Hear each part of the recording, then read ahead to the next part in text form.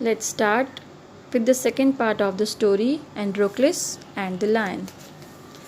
Androclus took the paw in his left hand.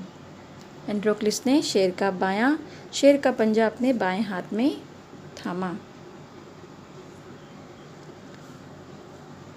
Deftly, he pulled out the thorn. उसने कुशलतापूर्वक फुर्ती से उसमें से कांटे को बाहर निकाल दिया. Then, tearing a piece of his own clothing, the kind man bound up the lion's injured paw. फिर उस दयालु आदमी ने अपने कपड़े का एक टुकड़ा फाड़कर शेर के घायल पंजे पर बांध दिया. To his surprise and wonder, the lion then licked his arm as if to show gratitude. वह आश्चर्यचकित हो गया जब शेर ने अपनी कृतज्ञता दर्शाने के लिए वह उसका हाथ चाटने लगा. Androclus remained with the lion till it could walk again. शेर के चलने फिरने होने के लायक एंड्रोक्लिस उसके साथ ही रहा. He would hunt in the forest and share his food with the helpless beast. वह जंगल में जाकर शिकार करता और अपने भोजन को उस असहाय पशु के साथ बांटकर खाता था.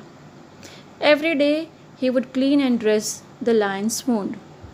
प्रतिदिन वह उसके घाव को साफ कर रोज उसकी मरहम पट्टी करता था. Soon the lion was able to move about. जल्दी ही शेर चलने फिरने के लायक हो गया. Many times it followed Androclus wherever he went.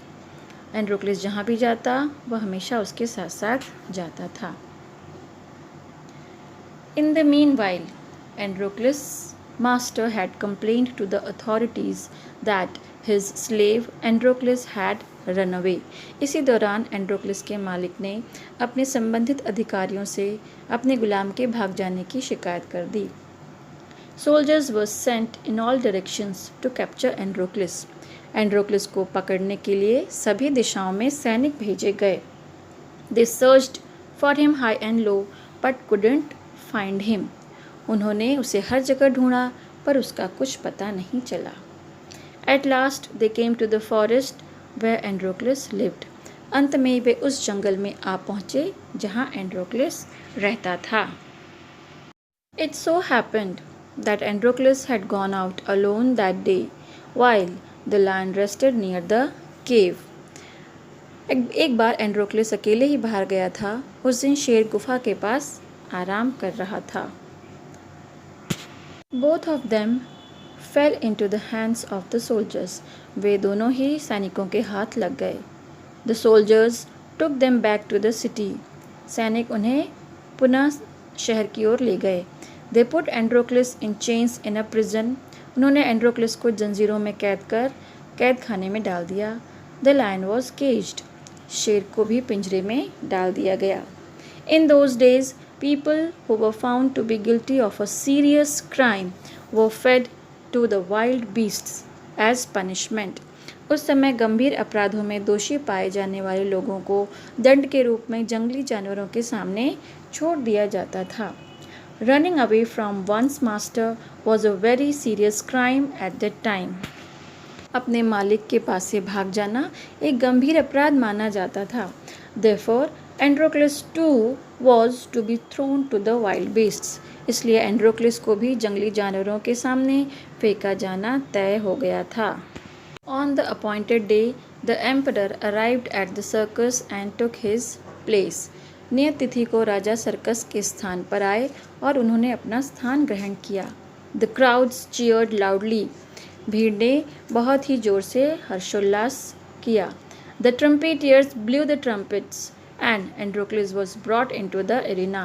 तुरही वादकों ने जोर जोर से तुरहियां बजाईं और एंड्रोक्लिस को मल्लभूमि में ले आया गया.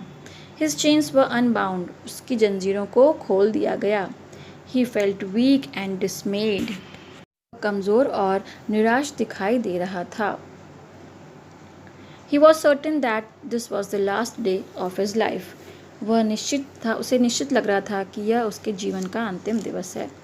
At the opposite end, a gate was raised and a ferocious lion was released into the arena.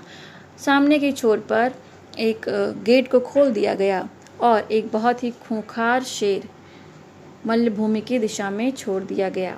It had been kept hungry to make it more ferocious.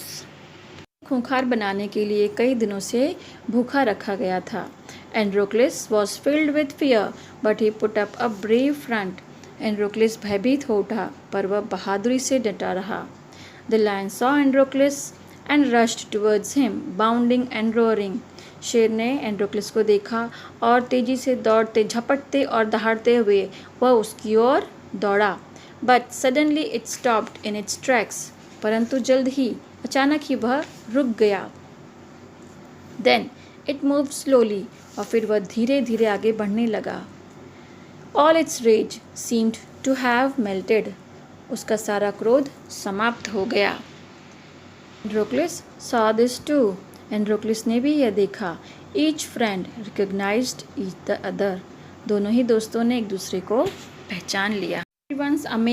To everyone's amazement, the lion bounded towards Androclus again. सभी लोगों को आश्चर्यचकित देखते हुए जो शेर था वह एंड्रोक्लिस की ओर फिर से आगे बढ़ा। लेकिन जब वह उसकी तरफ पहुंचा, but when it reached him, it began to purr and rub its nose against him. जब वह पुनः एंड्रोक्लिस के पास पहुंचा तो वह गुर्राते हुए अपनी नाक उसके अंगों पर रगड़ने लगा। Androcles hugged the lion. Androcles ने शेर को गले लगा लिया। He wept with relief and joy. वह खुशी से खुलकर रोने लगा। The audience, including the emperor, watched this tender sight in great wonder. राजा सहित सभी दर्शक इस दृश्य को चकित होकर देख रहे थे। People began to cheer Androclus and asked for his release. सभी लोग एंड्रोक्लिस के नाम का जय जयकार करते हुए उसे मुक्त करने की मांग करने लगे। The emperor asked Androclus to explain the lion's strange behavior. राजा ने एंड्रोक्लिस से शेर के इस विचित्र व्यवहार के बारे में पूछा।